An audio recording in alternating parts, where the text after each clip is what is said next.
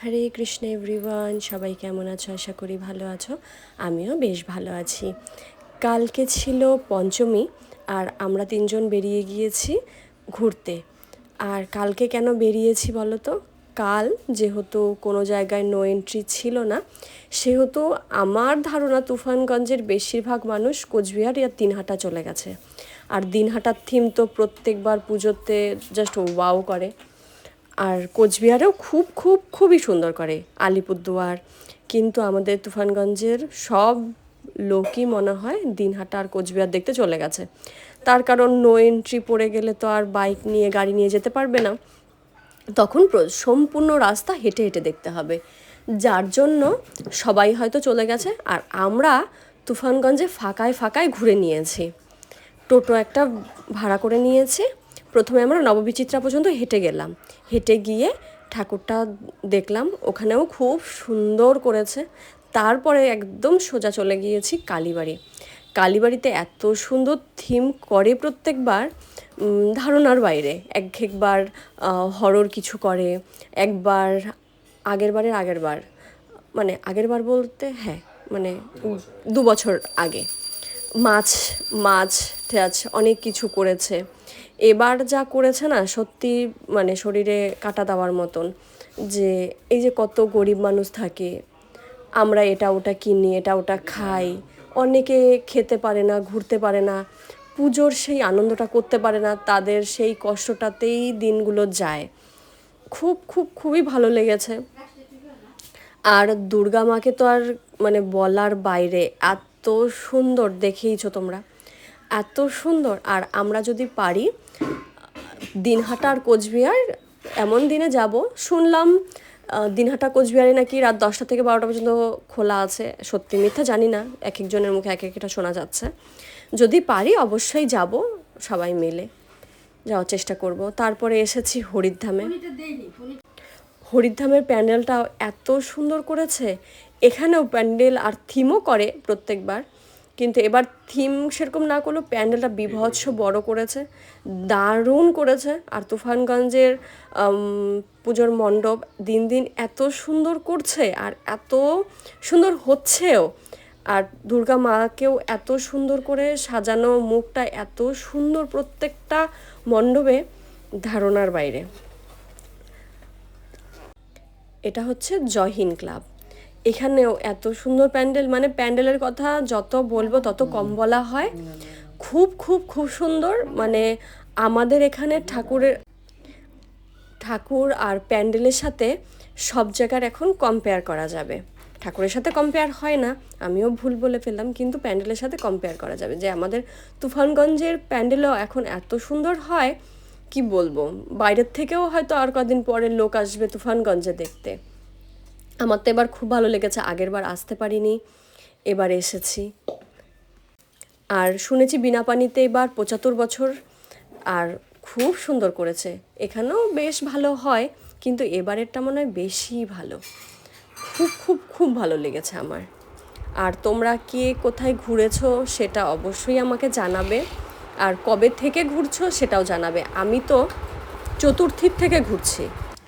2024-এর পুজোতে আমি একদম ঘুরতে পারিনি। ঘুরতে বলতে আমি নবদ্বীপে একদিন গিয়েছি, আর কৃষ্ণনগরে যাব বলেও যাওয়া হয়নি। ওই একটা দিনই আমার ঘোরা, সেরকম পুজো আর কাটেনি। যাই হোক, এবার বাড়িতে এসেছি, সবাই মিলে ঘুরছি, খুব ভালো লেগেছে।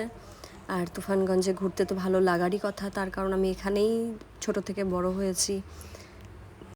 তারপর আমরা চলে গিয়েছিলাম বিধানপল্লী ক্লাবে, সেখানেও খুব সুন্দর করেছে। আর সব থেকে ভালো লেগেছে সেটা হচ্ছে হাতের নিখুঁত কাজ।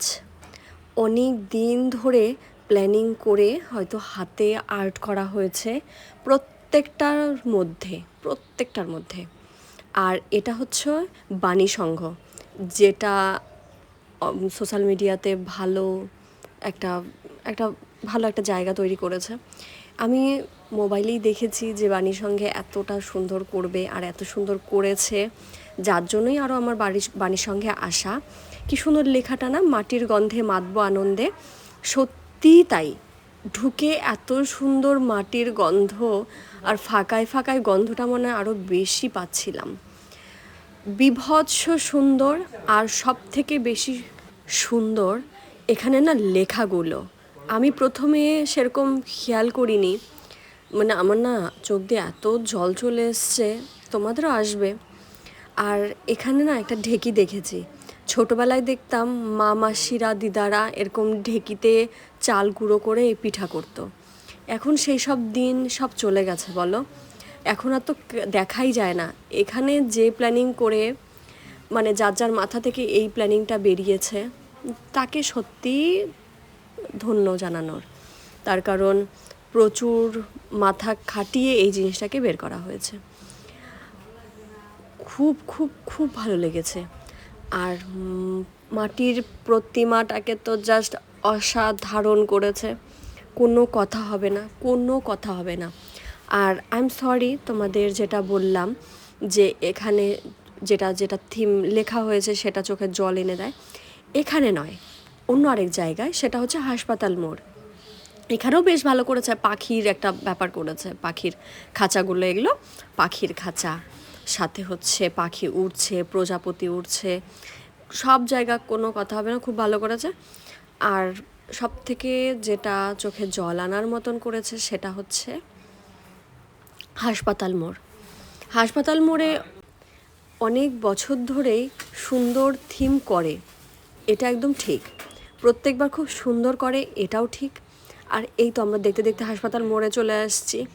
তোমরা দেখে বুঝতেই পারছো আমি কেন বললাম, মানে প্রথমে ঢুকেই আমি সেই মেয়ে, আমি তখনই বুঝেছি কি নিয়ে হতে পারে ব্যাপারটা। মানে সত্যি কি বলবো, চোখে জল আসারই মতন। তোমরা যারা যারা দেখেছো তারা তারা বুঝবে, আর যারা যারা দেখোনি তারা অবশ্যই দেখবে, অবশ্যই দেখবে। আমার রিকোয়েস্ট, তোমরা দেখো। আর প্রত্যেকটা লেখা, মানে আমাদের সমাজটা কি হয়ে যাচ্ছে, যে আমি টিউশন যাব না, স্যার এরকম, আমি মা রাস্তায় বেরোবো না, ছেলেরা এটা হয়ে করেছে, ওটা করেছে, এটা তো হওয়ার কথা ছিল না, কেন হলো, কি আশয় বিষয়, সত্যি ভাবতে অবাক লাগে। মানে এই যে অ্যাসিড দেওয়া থেকে শুরু করে প্রত্যেকটা জিনিস তারা মনে করে করে করে করে করেছে, খুবই সুন্দর। যাই হোক, আমাদের রাত্রি 12টার মধ্যে পুজো দেখা সব শেষ।